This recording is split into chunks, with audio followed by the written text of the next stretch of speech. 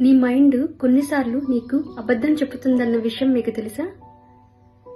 కొన్నిసార్లు మనలో వచ్చే ఆలోచనలు నువ్వేమీ చెయ్యలేవు అంటాయి.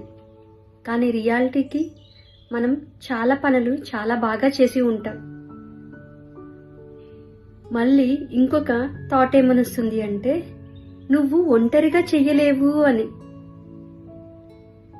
రియాలిటీకి వచ్చేసేటప్పటికి నువ్వు ఒంటరిగా ఎటువంటి సపోర్ట్ లేకుండా ఒక పనిని నువ్వు చేసి ఉంటావు.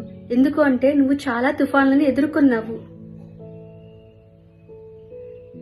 శక్తి అనేది నీలోనే ఉంది, అది నువ్వు గుర్తించట్లేదు. ఇది నిజం. మనలోని శక్తిని మనం ఎప్పుడైతే గుర్తిస్తామో అప్పుడు మనము స్ట్రాంగ్గా ఉంటాము, మనం ఏదైనా చేయగలుగుతాము. ఫాలో చేయండి, కామెంట్ చేయండి ఐఎమ్ స్ట్రాంగ్ అని. Thank you.